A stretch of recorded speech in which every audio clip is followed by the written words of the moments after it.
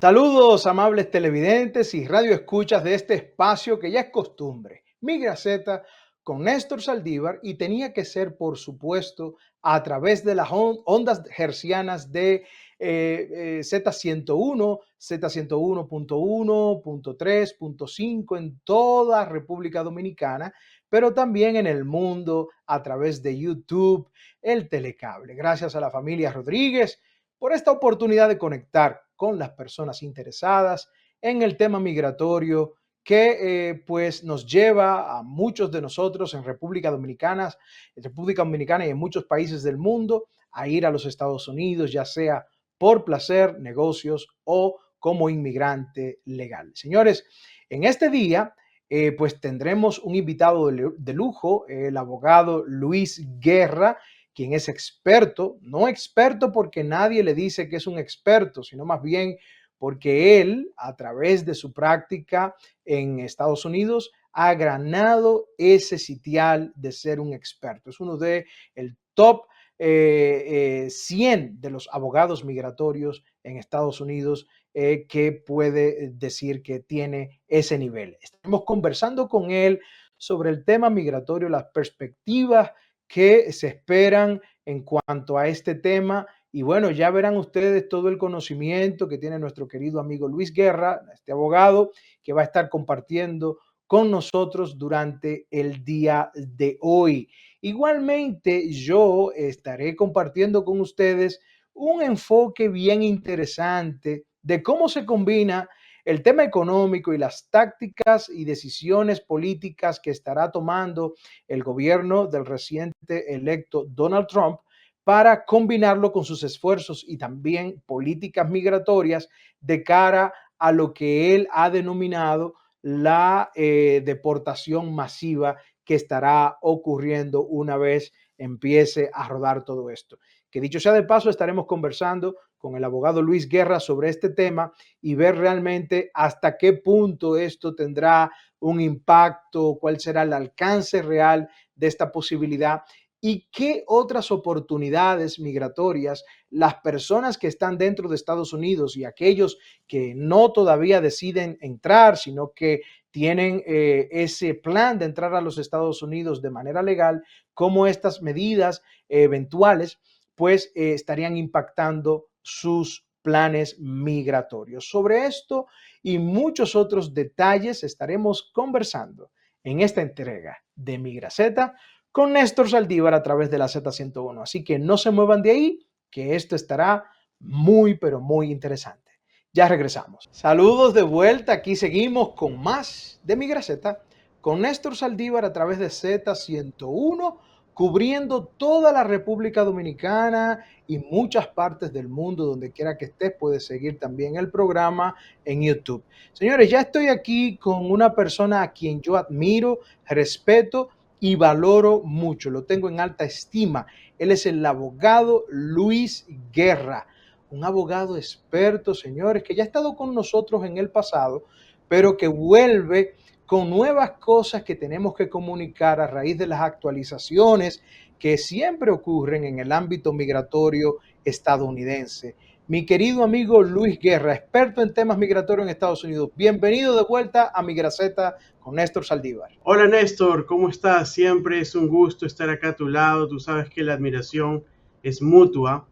Qué bueno estar aquí con ustedes nuevamente en tu programa, contentos. Y ya pronto creo que también vamos a estar en persona. Hace un par de semanas nos vimos y pronto creo que nos vamos a ver otra vez en persona. Sí, no, es que estos asuntos nos hacen reunirnos de manera muy frecuentes. Hermano, la audiencia necesita saber si en verdad Donald Trump podrá ir adelante con su plan de deportaciones masivas. Tú que eres un experto en el tema, que te dedicas a esto siempre, todos los días, cuéntanos, ¿podrá haber deportaciones masivas? Bueno, realmente yo no creo que puedan lograr las deportaciones masivas que dicen. Actualmente, todo el mundo dice que hay 11 millones de indocumentados, pero yo creo que hay muchos más. A lo mejor 15 millones, 16 millones. Pero para que deporten a todas estas personas que no tienen documentos, se van a necesitar muchos recursos, los cuales el gobierno no los tiene y no los va a tener en 4 años que va a durar la presidencia del presidente Trump. Entonces, en pocas palabras, no creo que lo pueda realizar. Sí, definitivamente ser más agresivos, pero que de allí a que hayan millones de personas deportadas, lo veo muy difícil. Así es, sí, porque realmente, pues esto fue, vamos a decir, el buque insignia de la campaña electoral de Donald Trump, las deportaciones masivas, que bueno, y todo este tema, pues envolvió ese momentum que finalmente, pues le otorgó la presidencia nuevamente a Donald Trump. Y bueno, ha estado sonando con esto y ya, ya ha elegido incluso al zar de la frontera, como ha sido bautizado este señor, Tom Homan, quien va a estar liderando el tema de las deportaciones. Bueno, tú dices, no va a ser posible esto de que deportaciones masivas. ¿Pudieras hablarnos realmente cuáles son todas las implicaciones de una deportación? ¿Cómo comienza un proceso de deportación? ¿Cómo se desenvuelve y cómo termina? ¿Y qué tiempo hay en medio de esto para poder lograr eso? Porque tú tocas el tema económico de entrada, pero también hay un tema también logístico para poder lograr finalmente que una persona pueda ser deportada de Estados Unidos. Bueno, hay dos maneras de que haya una deportación. Hay deportaciones expeditas bajo el artículo 8, el título 8, y también hay deportaciones en la Corte de Inmigración con un juez de inmigración. Obviamente que las deportaciones expeditas son las más rápidas, están en la frontera. Ahora pueden extender a las deportaciones expeditas que abarquen a más áreas geográficas en los Estados Unidos. Si hacen eso, solo que entran las personas, los ponen en un avión y los regresan a sus países sin ver a un juez de inmigración. Pero la gran mayoría de casos, cuando hablamos de deportaciones, son las personas que van a pelear sus casos frente a un juez de inmigración basado en el debido proceso. No es que te agarran, te ponen en un bus, te suben al avión y te deportan. No. Las deportaciones, que cuando empezó el presidente Biden habían alrededor de 1.6, 1.7 millones de casos abiertos en las cortes de inmigración en todos los Estados Unidos. Actualmente hay como 3.6 millones de casos, se ha más de duplicado la cifra. Entonces, y solo hay 600, un poquito más de 650 jueces. O sea que estos casos tienen que llegar primero al juez de inmigración. Eso es con una orden de comparecencia, lo que le llamamos un Notice to Appear o las siglas NTA. Y una vez que la persona se presenta frente al juez, uno es elegible para ciertos alivios en la Corte de Inmigración. Y como hay millones de casos, esos casos se van a dilatar, porque también sabemos que hay pocos jueces. Obviamente, seguro que la administración del presidente Trump va a emplear a más jueces para que se puedan deportar a más personas, pero al final todas estas personas que enfrentan a los jueces van a pasar por un proceso largo que puede tomar varios años, y en esos años ya se va armando la estrategia o mejorando la estrategia de cada inmigrante. Es decir, entonces que dando seguimiento al comentario inicial que tú dijiste, no es posible que haya tal asunto como una deportación masiva. Siguiendo ese pensamiento, lo que tú estás diciendo es que logísticamente, en cuanto a la aceleración de los procesos, tampoco sería posible que una deportación masiva se verifique, toda vez de que tú dices que hay unos 3.6 millones de casos pendientes de ser conocidos en los tribunales y hay poco personal. Entonces, es por esas dos vertientes realmente que no habría posibilidad de tal cosa como una deportación masiva. Exacto, exacto. No hay los recursos necesarios para expulsar a tantas personas. Las personas tienen que pasar por el debido proceso. Y sabes una cosa también, hay muchas personas que, aunque no lo creas, se van a beneficiar por estar en un caso de deportación. Hay muchas personas que a lo ¿Cómo? mejor califican para el alivio de la cancelación de la deportación por estar más de 10 años en los Estados Unidos, por tener a familiares cercanos, inmediatos, papá, mamá, esposa, hijos, ciudadanos o residentes, que sufrirían extremadamente, excepcionalmente, inusualmente, si deportan al familiar. Y obviamente esto es reservado para personas que tengan una buena conducta moral, no es para todo el mundo. Pero hay muchas personas que mientras están en el proceso de deportación van a verse bendecidos porque durante todo el proceso de deportación, mientras hacen sus solicitudes de, por ejemplo, cancelación de deportación o asilos, van a tener permisos de trabajo, los cuales los van a poder tener un Social Security y unas licencias de conducir. Entonces, no todo es malo, no todo es negativo estar en un caso de deportación. Ok, hablaste de los 10 famosos años. Quiere decir que una persona que esté en un proceso de remoción y que pueda demostrar, ¿no?, que tiene más de 10 años ininterrumpidos en los Estados Unidos, puede cancelar esa deportación y al mismo tiempo correr hacia un proceso de residencia. ¿Cómo se lleva a efecto esa posibilidad? Uno de los alivios en la Corte de Inmigración es la cancelación de deportación. Mucha gente por ahí lo llama la ley de los 10 años, pero los 10 años eso no es un requisito. El requisito principal es estar en una corte de inmigración enfrentando un caso de deportación. Requisito número 2 es tener 10 años ininterrumpidos en los Estados Unidos el momento que empieza el proceso de deportación. ¿Cuándo empieza el proceso de deportación? Cuando le dan a la persona el NTA, la noticia de comparecencia. Después la persona tiene que tiene familiares, papá, mamá, esposa, hijos que son ciudadanos o residentes, y que estos familiares sufrirían inusualmente, excepcionalmente, extremamente si deportan a las personas. Son casos extremos, pero de todas maneras las personas pueden pelear estos casos. Y obviamente la persona tiene que tener una conducta moral intachable. Durante el tiempo que la persona está en un caso de deportación, tiene acceso a paralelamente pedir un permiso de trabajo y, ojo, si gana el caso, le dan de frente la residencia. Correcto, correcto.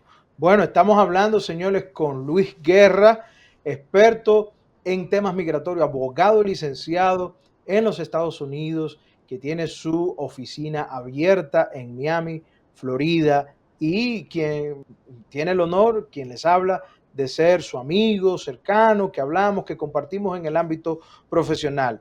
Última pregunta de este bloque.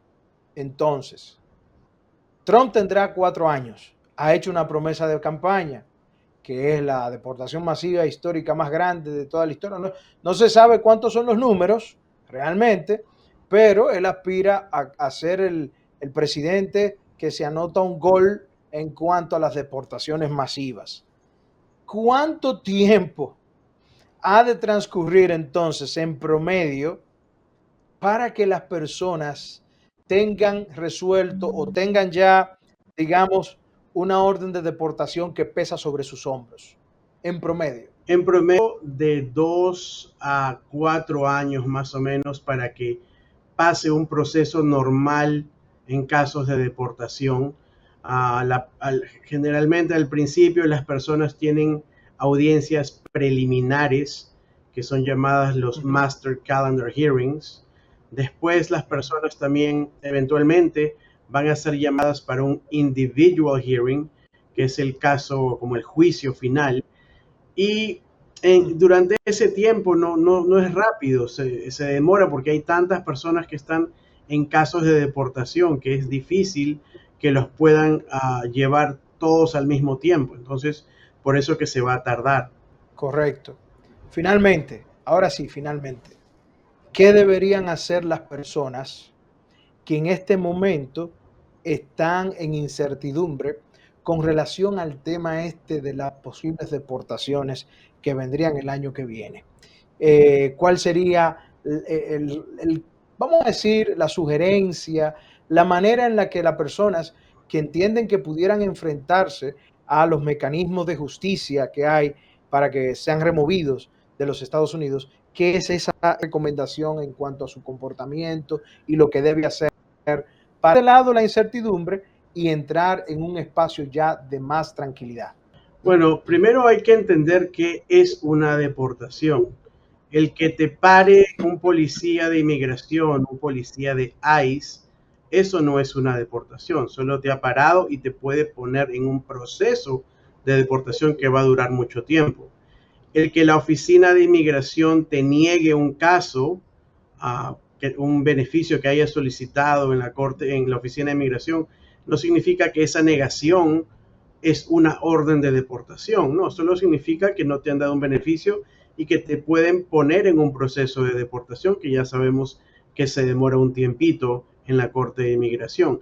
Las personas tienen que aprovechar ahora en tener una estrategia legal, conocer su estatus, en qué estatus están parados actualmente, para saber cómo conllevar eso a futuro si por A o B tienen que enfrentar un caso de deportación. Ok. Y la única manera, doctor, ahora sí, nos vamos a la pausa después de estas preguntas que tú me respondas. La única manera que pudieran tener para detener el tema de la deportación sería una petición de asilo. No, no necesariamente. Hay peticiones de asilo, hay ajustes de estatus, a lo mejor tienen paralelamente una visa U, un VAWA, una cancelación de deportación, o a lo mejor ICE no hizo bien su trabajo y por errores de proceso que tienen, uno puede cancelar la deportación. Por ejemplo, si tienen una noticia de comparecencia que no tenga todos los elementos, de frente uno puede decir, oye, miren, ni siquiera empecemos el caso porque la orden de comparecencia está mal escrita, por ejemplo, no le han puesto la fecha, el día, la hora que es audiencia y la pueden cancelar. Correctísimo. Bueno, señores, bueno, aquí seguimos con una conversación bien interesante con el abogado experto en temas migratorios, el abogado Luis Guerra, quien nos acompaña en esta versión de Migraceta con Néstor Saldívar. Ustedes quédense ahí conectados en la radio, en la televisión, a través de YouTube, porque regresamos y seguimos con más de esta conversación con el abogado Guerra. No se muevan de ahí. Bueno, y regresamos con más de Migraceta con Néstor Saldívar y aquí con un invitado de lujo, nuestro querido amigo Luis Guerra, con quien estamos hablando del tema de deportaciones, de cuáles son las soluciones, los remedios. Lo que sí estoy seguro que va a ocurrir es que los procesos consulares, Luis, van a aumentar en la medida de que haya más robustecimiento de las políticas dentro del país para las personas que ya están dentro.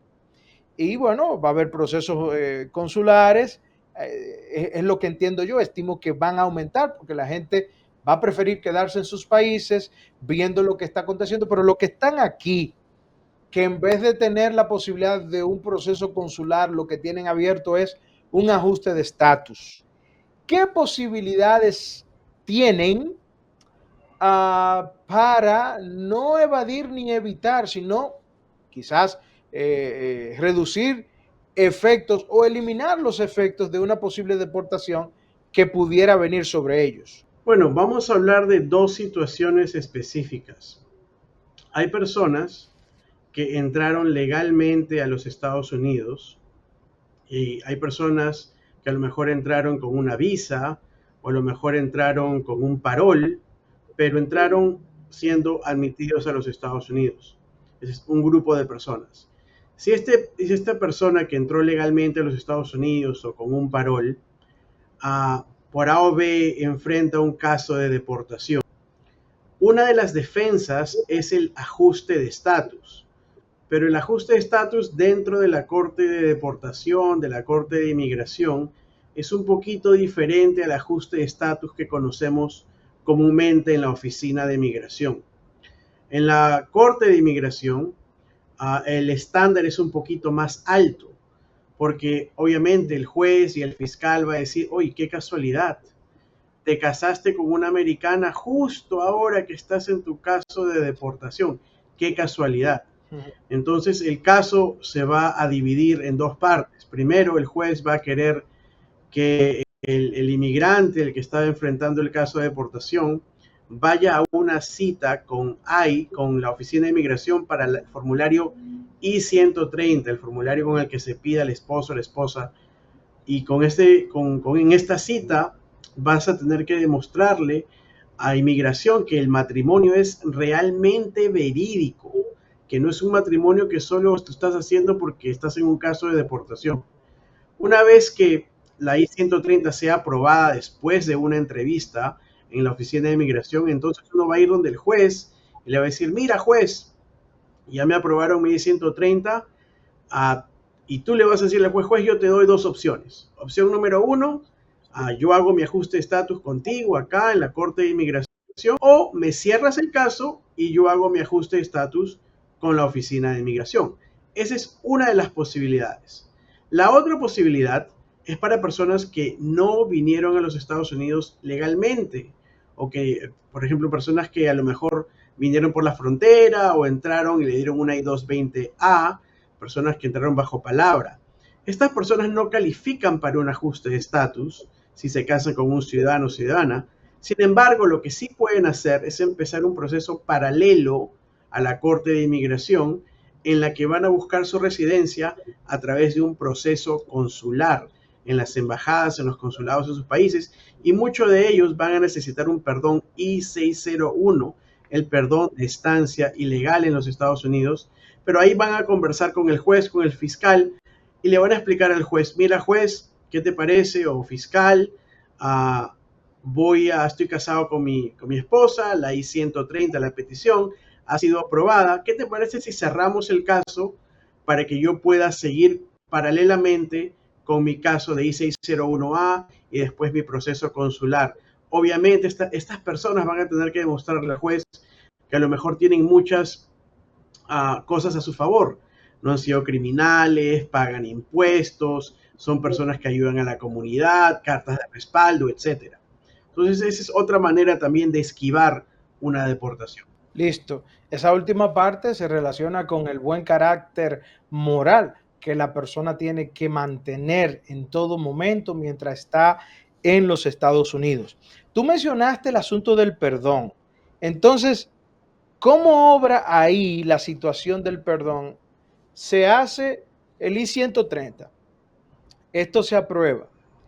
¿En qué momento entonces es que debe salir la persona para hacer el proceso por el consulado de su país, como tú señalaste? Bueno, no podrá salir la persona cuando el caso de inmigración está o desestimado o no está abierto el caso, porque si no va a ser una inadmisibilidad que la va a enfrentar cuando vaya a su país. Entonces la persona tiene que asegurarse que el juez desestime su caso de deportación para recién poder salir ya con el perdón aprobado o para empezar a hacer su perdón I-601A, porque mientras el caso esté abierto, una persona no puede hacer un perdón I-601A. Obviamente, después que el I-601A esté aprobado, el caso se termina, tiene que ir al Centro Nacional de Visas para que haga los 6 pasos allí, para que haga un proceso allí, que no es muy largo, y después ponerse en línea para que lo entrevisten en su país para la residencia. Y mucha gente nos pregunta cuánto tiempo el familiar va a tener que pasar fuera del país para esperar esa entrevista. Yo digo que de 2 a 3 semanas más o menos va a estar fuera de los Estados Unidos y primero Dios va a venir ya con su visa de inmigrante y va a poder solicitar su residencia.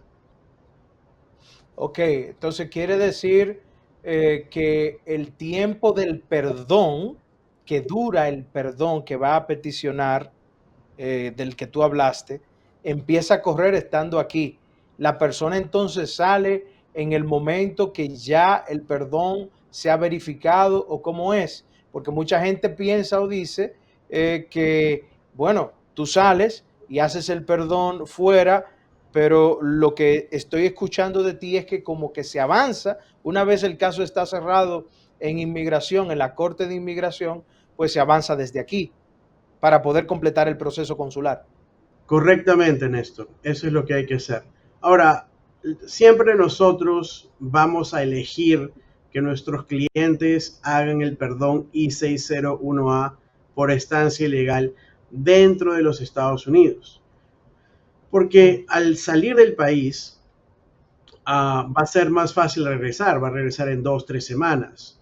Ahora, si la persona no hace el perdón I-601A en los Estados Unidos, va a tener que salir del país del país al momento de salir va a ser, va a ser automáticamente inadmisible si estuvo más de 6 meses ilegalmente en los Estados Unidos por 3 años, si estuvo más de un año ilegalmente en los Estados Unidos, la inadmisibilidad va a ser por 10 años. Entonces, por eso que preferimos que lo hagan desde acá para no tener que estar tantos años fuera. Ahora, estando fuera de los Estados Unidos también se puede hacer el perdón, que es el I-601, pero se va a demorar un año, año y medio para que este sea aprobado. Correcto. No, no, definitivamente que el 601A es el perdón por excelencia, hacerlo desde aquí, que esté listo para que entonces ya complete la segunda etapa al irse fuera. Claro que para poder irse fuera hay que organizar todo, ¿eh?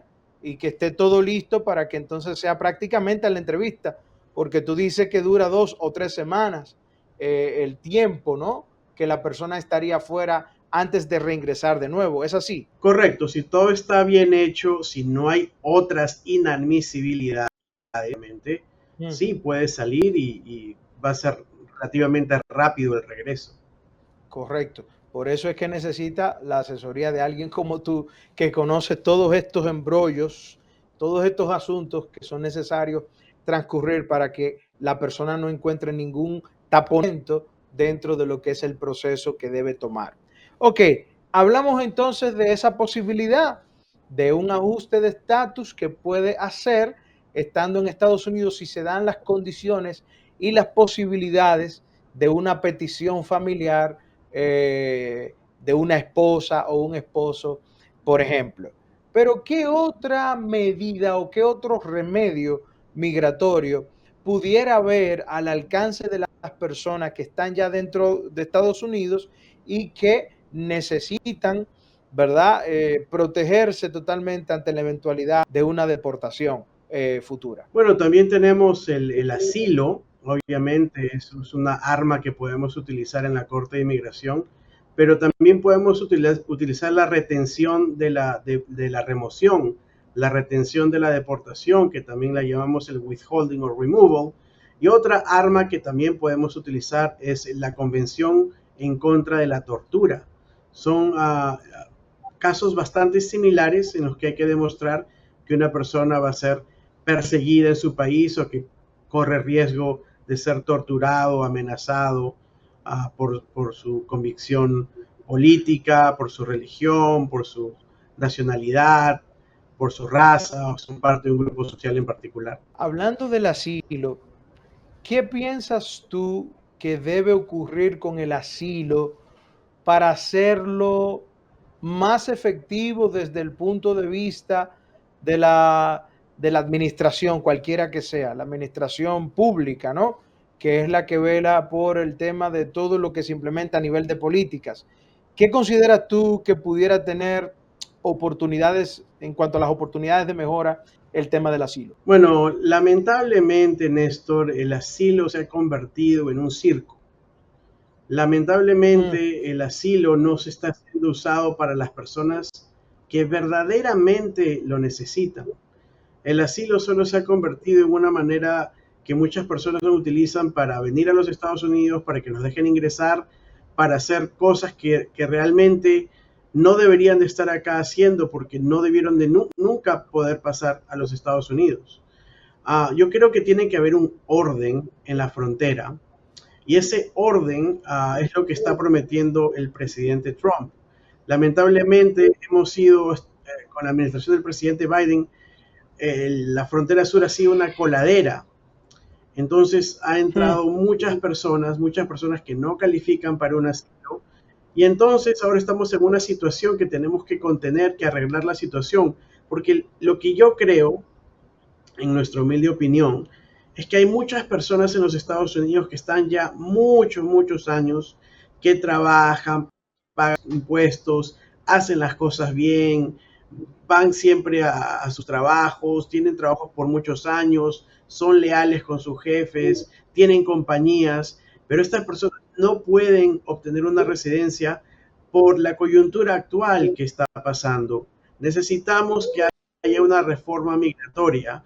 Y ahora a lo mejor con el presidente Trump, ya que tiene la Cámara de Representantes, el Senado a su favor, a lo mejor después de que cree ese orden que él ha prometido en la frontera, a lo mejor en el futuro ya vamos a ver una reforma migratoria o unos pasos hacia adelante para que a lo mejor no en estos 4 años, pero en los próximos 4 años ya veamos una reforma migratoria que pueda cubrir a esas personas que llevan tanto tiempo haciendo las cosas bien en los Estados Unidos.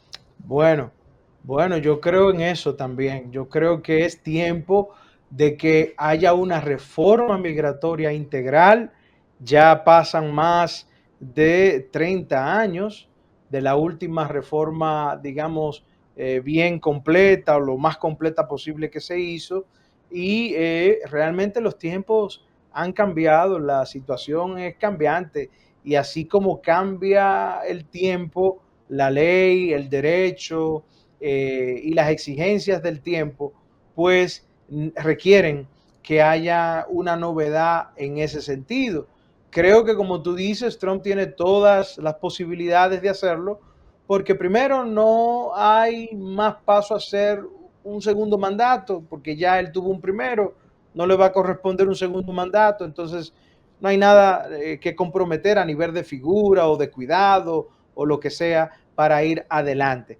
Finalmente, ¿qué piensas tú sobre estas medidas que anuncia Trump y que va a implementar de dureza en cuanto al tema migratorio, que pudiera pasar en otros países, principalmente como República Dominicana, que comparte una isla con la República de Haití, y bueno, ha tenido temas, vamos a decir, similares en lo que respecta al tema migratorio que ha enfrentado Estados Unidos, claro, a mucho menor escala, porque la población de República Dominicana, cerca de 11 millones de habitantes, y en la parte de Haití, alrededor de 12, 13 millones de habitantes.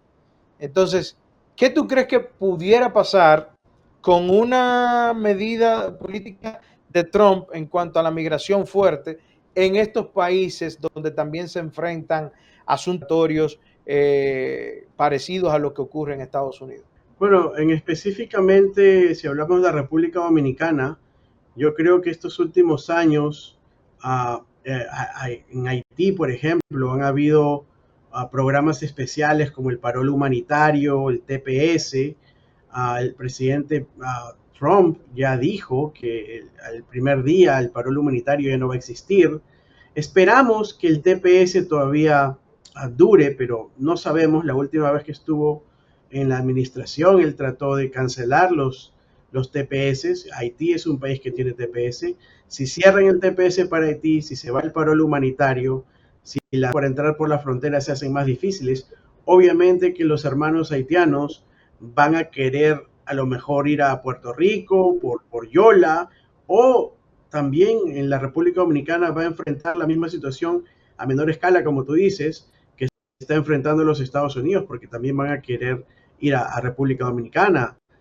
Lamentablemente la situación en Haití no es muy buena, que digamos. Así mismo es. Bueno, mi querido amigo Luis Guerra, te agradecemos mucho la posibilidad que hemos tenido de conversar nuevamente contigo sobre estos aspectos que son tan importantes. ¿Algún mensaje final a todas las personas que necesitan y que precisan la posibilidad de una buena gestión migratoria ante las políticas que se avecinan? Bueno, lo más importante es estar informados, ¿ok? Ahora con la tecnología, uno puede saber de dónde proviene la información, de qué días viene la información. No hay que perder la fe. Sabemos que Dios ya vio la película y sabe cómo van a ser las cosas. Tienen que tener fe en Dios Excelente. siempre. Y finalmente, que las personas entiendan que a lo mejor esto puede ser una bendición. Muchas personas a lo mejor van a poder ser beneficiadas, así estén en un caso de deportación. Hay una cosita más, hay que tener mucho cuidado a los fraudes. Muchas personas a lo mejor van a ser tentadas con, oh, mira, yo te hago un permiso de trabajo fácil, o te doy esta partida de ciudadano, o te ayudo acá para obtener un asilo, una residencia, una antorcha. Hay que tener muchos cuidados porque las mentiras tienen patitas y puede ser fatal más adelante para sus casos de inmigración. Bueno, señores, ahí lo escucharon de la voz de un experto en asuntos migratorios estadounidense, quien es el abogado Luis Guerra, licenciado en Estados Unidos por ante la Barra de la Florida, y que, bueno, nos ha dejado aquí todo lo que necesitamos saber en cuanto al tema de la deportación. Ya sabemos por su opinión que realmente es prácticamente imposible y muy cuesta arriba invertir todo el dinero que hay que invertir para llevar a cabo la denominada deportación masiva de Trump. Sin embargo, tenemos caminos y él lo ha explicado en esta entrevista. Así que comparte esta entrevista, denle like y bueno, estará alojada para repetirla cuantas veces usted quiera a través de YouTube. Muchísimas gracias, mi querido amigo Luis Guerra. Un fuerte abrazo. Gracias a ti, hermano. Un abrazo. Migraceta, migración desde la A hasta la Z, conducido por Néstor Saldívar. Buenos amigos y amigas, estamos de regreso ya en la parte final de esta entrega de Migraceta con Néstor Saldívar a través de Z101. Bueno, señores, aquí lo que hacemos es, en virtud de liderar los comentarios y la opinión migratoria en República Dominicana y más allá. Y bueno, en este último bloque quiero analizar con ustedes algo interesante. Fíjense algo. El presidente electo Donald Trump, con su política de estar pues anunciando la más grande deportación de la historia de los Estados Unidos, pues está haciendo algunas cosas que a lo mejor para muchos de ustedes pasa por alto, pero aquí se lo traemos en Migraceta. Sucede que Donald Trump está proponiendo, y lo viene diciendo también desde su campaña electoral, de imponer unas tarifas o unos impuestos a los bienes que pues vienen de México, Canadá y China. Y se trata nada más y nada menos que de un 25% de impuestos de todos los bienes que son producidos en esos países y que vienen a los Estados Unidos a buscar un mercado. Ustedes sabrán que, al igual que sucede, por ejemplo, en la frontera República Dominicana y Haití, muchos dominicanos pues tienen la oportunidad de un mercado bastante fructífero en la frontera, y asimismo pasa con México, no necesariamente en la frontera, pero sí de productos que son incluso del rango de cualquier tipo de producto, incluyendo vehículos que se producen en México, que llegan a los Estados Unidos, pero que se propone Trump que todos estos productos se le incluya un 25% de impuesto. ¿Cuál es la razón desde nuestro punto de vista para que Trump haga esto? Bueno, Trump tiene pensado, tiene estipulado en las políticas que va a desarrollar principalmente en el tema migratorio, de deportar a muchísimas personas. Para tú deportar a muchas personas o para restringir el acceso no autorizado a través de la frontera sur con México, por ejemplo, tú necesitas el apoyo diplomático, porque no creas que lo vas a hacer única y exclusivamente a la fuerza de la ejecución de políticas públicas dentro de tu país. Para tú lograr eso, tú necesitas de alguna manera también utilizar el brazo diplomático y una manera de colaboración con los otros países, en este caso especialmente de México.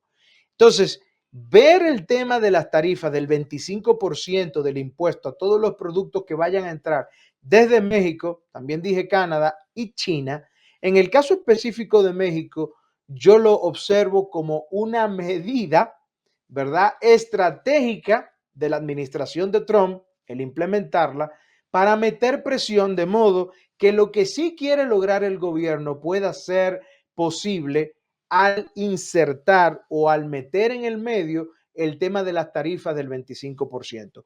¿Por qué digo esto? Bueno, porque evidentemente el gobierno lo puede exigir. El gobierno pudiera exigir, mira, todo lo que venga de México, 25%. Y si no paga el 25%, no entra. ¿Qué implica eso? Que va a subir los precios de esos productos que vienen de México, que la clientela que busca esos productos a lo mejor va a derivar en un producto que sea inelástico o elástico, mejor dicho, que vaya y procure que lo pueda comprar o sustituir por otro producto a nivel económico y no compre lo que viene de México, por decir algo, o las ventas se pongan más lentas de esos productos. Entonces, cuando tú estás atacando de manera por la parte económica, tú pudieras ir a una mesa de negociación. Es lo que creo que Trump estaría persiguiendo al imponer un 25% a todos los productos que entren desde México, Canadá y China. Y te estoy dando las razones por las que creo que lo hace con México. Una manera de ejercer presión, una manera de poder decir, ok, pudiera yo tener algo para sentarme a negociar con el gobierno de México, de modo que lo que yo digo, eso lo dice Trump, ¿verdad? Del tema de la seguridad nacional, de entrar drogas como fentanilo a través de la frontera, de que muchas personas entran de manera ilegal a través de la frontera con México, mermar eso de alguna manera, que las autoridades en México detengan a personas para que no pasen y vengan a la frontera a buscar entrar a los Estados Unidos, etcétera.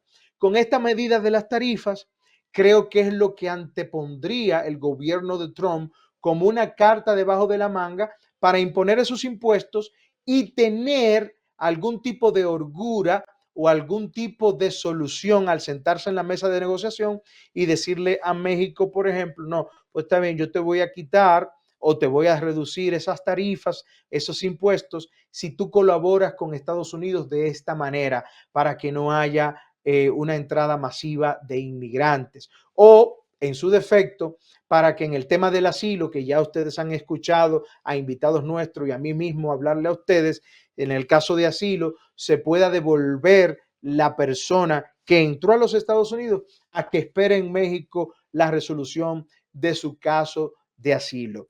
Es como yo le doy lectura a esta movida que de implementarlo el gobierno de Trump realmente tendría el pago de estas tarifas del 25% como una medida disuasoria o una posibilidad de negociación con México para que pueda pues implementar políticas de fluidez en cuanto a las reglamentaciones migratorias que estaría aplicando el gobierno de Trump a partir del año que viene.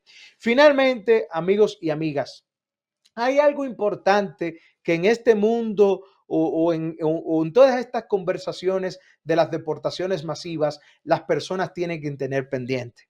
Estados Unidos necesitará de mano de obra extranjera. Seguirá necesitando. Esta propia semana, el Departamento de Seguridad Nacional aprobó en conjunto con el Departamento de Labor de los Estados Unidos una cantidad adicional de 65,000 visas H2B. ¿Cuáles son las visas H2B? H2B son visas temporales para que personas de distintos países del mundo puedan venir a trabajar por tiempo limitado como no inmigrantes a los Estados Unidos. Trabajos en restaurantes, en hoteles, en ciertos lugares donde la necesidad de mano de obra es por cierto tiempo.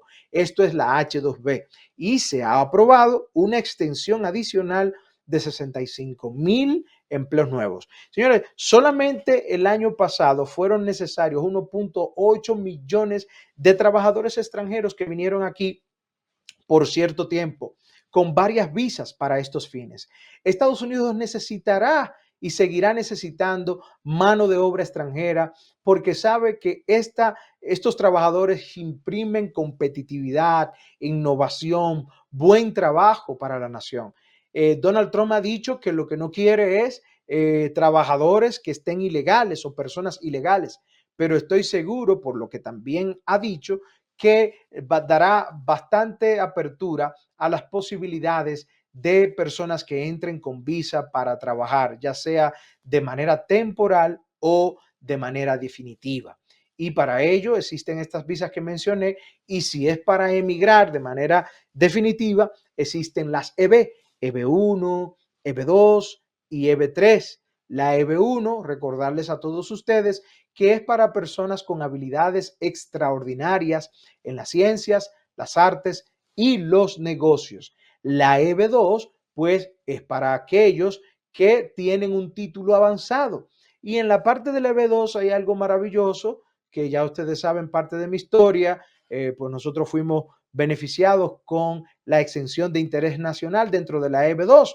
Tanto mi esposa como yo y mis hijas más pequeñas vinimos a Estados Unidos como estudiante y cambiamos aquí en esta posibilidad, hicimos el ajuste de estatus a través de la EB2 con la exención de interés nacional. También existe este camino para muchos profesionales. Diariamente, a través de nuestra firma, de lo que hacemos en Residencia Te Conoce, pues recibimos a muchas personas que tienen el perfil correcto como profesionales, con reconocimientos, con aportes y una experiencia bastante bonita dentro de lo que hacen para venir a través de la EB2 NIW, que es como se llama. Eso es otro camino. Y finalmente la EB3. La EB3, que es para personas calificadas que ni siquiera a lo mejor tuvieron la oportunidad de ir o completar sus estudios en la universidad, en esa EB3 pueden aplicar. Lo único que en esta parte requieren sí o sí tener, primero, una oferta de trabajo y segundo, una certificación laboral que se consigue a través del Departamento de Labor. Esos caminos que les he mencionado, estos tres últimos, son para que tú vengas de manera permanente a los Estados Unidos, vivir y trabajar en este país bajo una residencia, una tarjeta verde. Pero hay los otros caminos que son temporales, que son visas de no inmigrantes, como la visa O para personas que tienen habilidades extraordinarias, la visa H1B, que son para personas calificadas, y la visa H2B y H2A, que son para trabajos temporales en los Estados Unidos.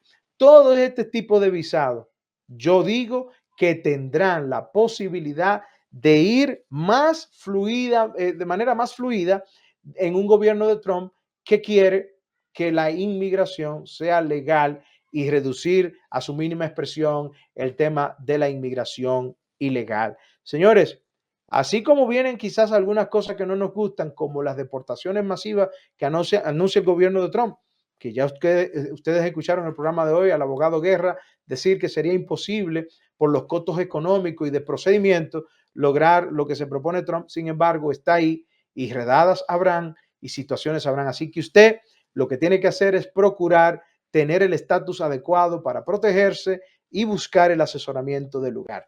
Señores, este ha sido mi comentario de hoy en el enfoque migratorio de Migraceta con Néstor Saldívar, y con esto cerramos una entrega más de este programa donde lideramos la opinión y los comentarios migratorios en República Dominicana y más allá.